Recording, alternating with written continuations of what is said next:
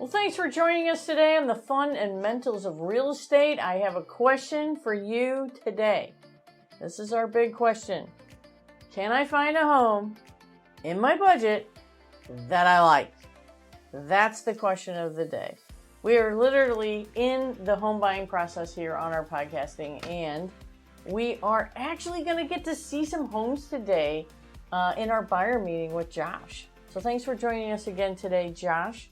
And so my question to you is, how do you start to help somebody figure out if they can find a home in their budget that they like? Yeah. So again, just kind of following the podcast series, they've already talked to Glenn. They've gotten pre-approved. I know what numbers I'm dealing with. Talk about the market in general. We've talked about, what the market's doing, and now it's time to get more hyper-local. We also talked about you and your expertise. And we know the sale price. And we know the sale price now. We know the sale price. So now it's time to go more hyper-local, and Okay. what are you actually looking to buy here in St. Louis? Okay. What does your money get you? Right. So I always like to start by simply just drawing a map.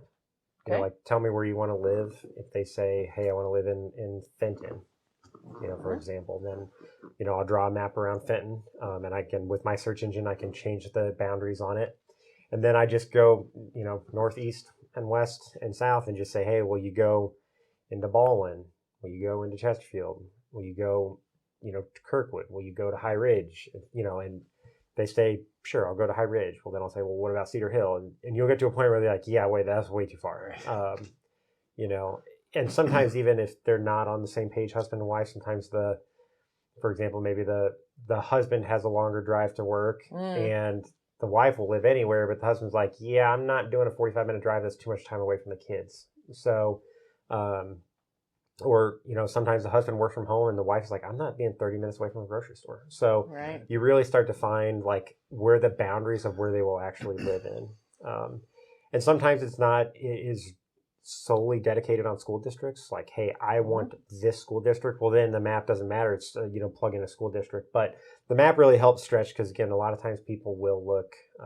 And the map will give you the school district too, right? Yeah, I mean, if I just draw a map search, it'll tell me everything that's in that map. And again, I can even dedicate it for school districts. But I always start with the map search for clients. Because, again, this is supposed to be more of a fun, interactive exercise that I can show the clients and they can see for themselves what their money will get them. Okay, so we talked about what makes a good agent last week.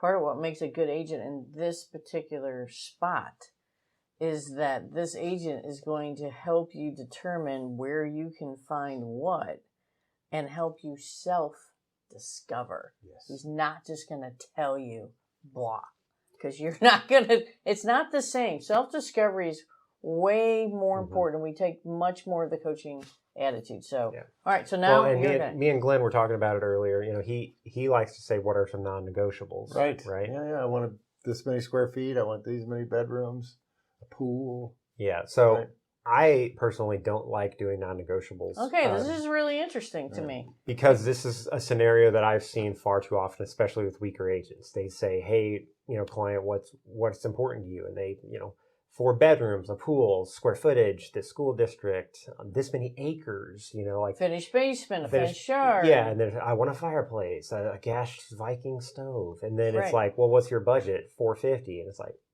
well, now what did I just do to those clients? I just said, what are non-negotiable items for you?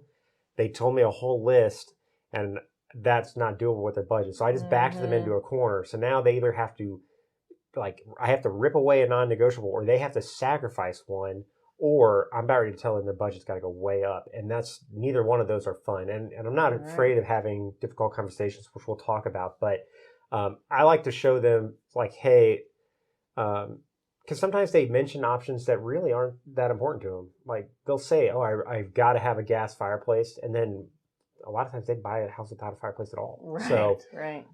Sometimes they just mention stuff that would be, more wants than needs. Right, And so I like to show them, hey, this is where you're, and again, going through that exercise, I like to show them, hey, self-discovery, here's what your budget is going to get you in this price point. All right, so we got the map. You've stretched it to some locations that they can both agree on. Now what's the next step? Exactly. So then I start inputting actual criteria like, a little, sometimes square footage. So I ask them, what are they in now? Yeah, square footage. Now, not everybody's really great with square footage, by the way. And so we all do like to start with, what are you in now? Because you know it. You're familiar with it, right? Yeah, so like if they say, hey, Josh, I will ask them, what are they in? They'll say, hey, I'm in a 1,200 square foot house, and I'm looking to make an upgrade. And so sometimes they'll tell me, so 1,300 square foot or more. Well, 1,300 square foot's not a big enough spread to feel any different than what they're in. Right. So they really probably need to be at least 1,500 square foot or more. So sometimes I'll still keep the square footage on the lower side because sometimes they do feel a little different when you walk in a house. Point. Right. I've seen houses that were 1,700 square foot that felt tiny because of the way they were constructed or their age. Other ones that were a little smaller that were open and felt vaulted, bigger. Walkout basement. Yes. Yeah. But I will say, 900 square foot is 900 square foot. 1,500 square foot is 1,500 square foot. That's true too. You know, sometimes people try to get this like, oh, I can be okay with this square footage because it's a better floor plan, and I'll walk them in, and they're like, yeah, it's the same square, it's just one less wall, and I don't get more space. So, so I walk them through that exercise, and then when I've inputted some just basic information, like it's got to have a basement, it's got to have at least 3 bedrooms, whatever their bathrooms, their preference. Then I'll click. Then what happens to the map? Yeah, so the results will obviously go way down. And I've inputted price point too. So now we've inputted price point. So now I can say, hey, as of right now, there are, let's just say 25 matches on the whole market. And again, a lot of times the map is pretty big. So that's really not very many for as big as the map is.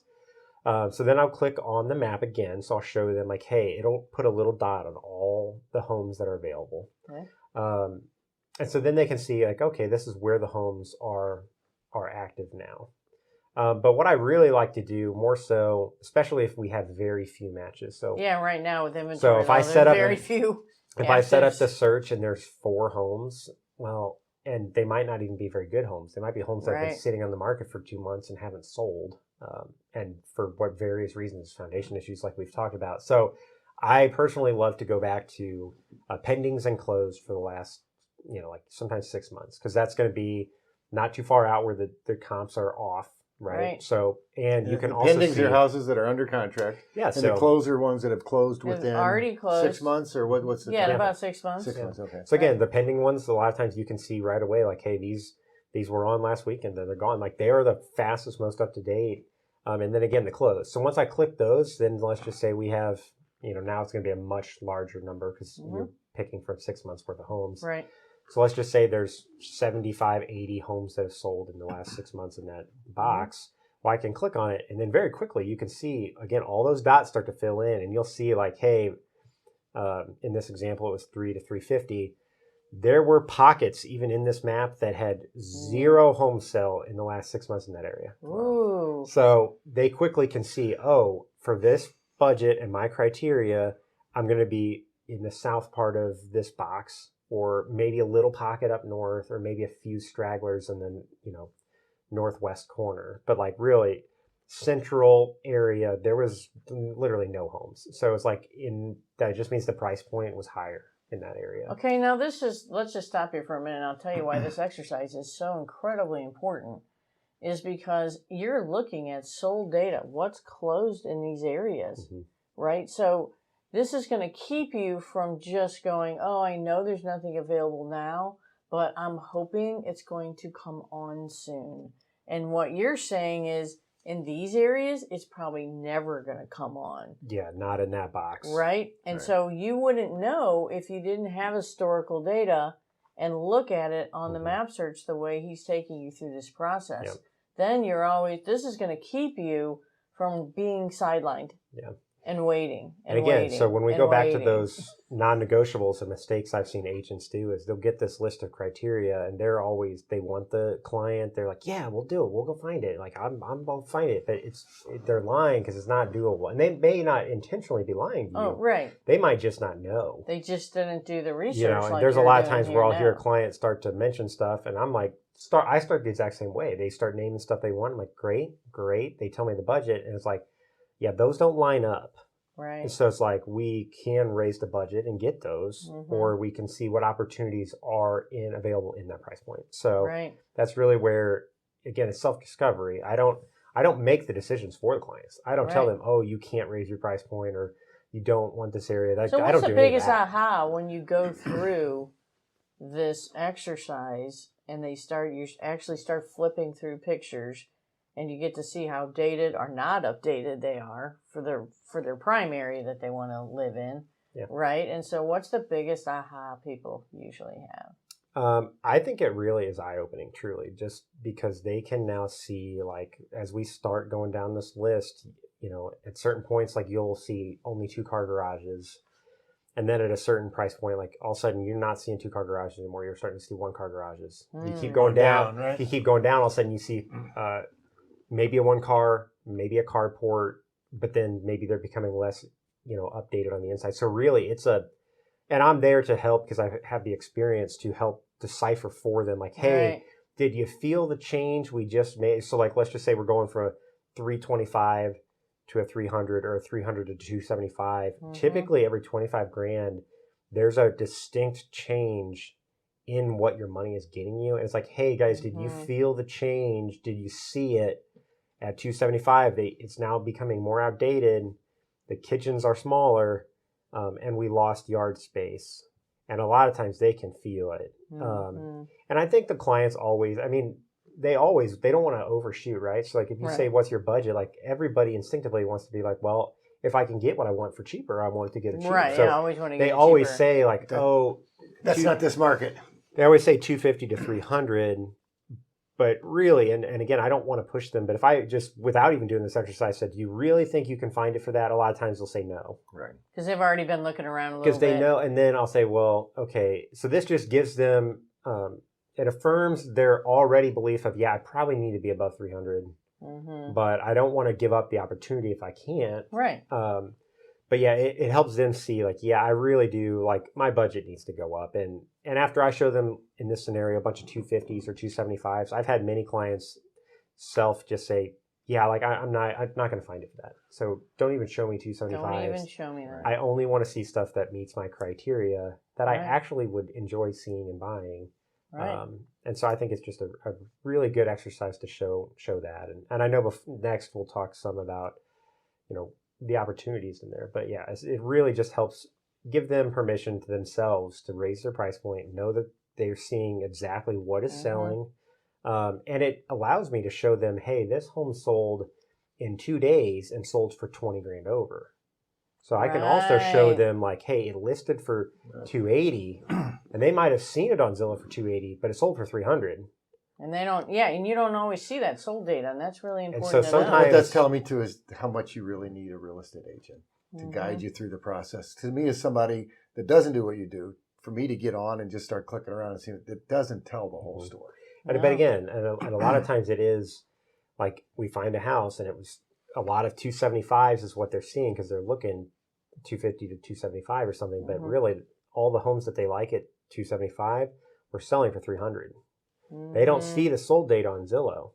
Right. They only see what it went on for. So this really shows them. And again, I go on sold, say, hey, this one sold for this. And if it's a pending one, then I'll say, hey, like this sold first day on the market, and it looks like based on their agent remarks that it sold for over. So I can kind of even give them hey, this one probably sold for over 300, even though it says 290 right now. Right. And so, again, a good agent's going to be able to take you through some of these exercises to keep you from being sidelined. There's another big misconception, too, is that that's all there is what you're showing me. That's all that's out there. These are my only choices. And I know we're going to kind of dovetail into this next week, but talk a little bit about the stuff that you don't see. All right. Am I seeing everything, what, are there homes that you're showing them in this closed data that they didn't even see on the internet? Yeah, so again, we always sell off-market properties the way that... And so, novice here, what's an off-market property? Yeah, I mean, homes that you're not going to see on Zillow or Realtor. Why wouldn't it be on there? Again, it's a hot, fast market. So it's a hot, fast market, and you're going to have to tune in next week to find out of what are off-market properties and why... would someone sell off market in such a hot market, right? Yes. Yeah. All right. So till next week, I'm Angela Dillmon here at the Dillmon Group at Keller Williams Realty Chesterfield. And we're here to help you build wealth, live your dream lifestyle, and leave legacies that matter. Till next week. Awesome.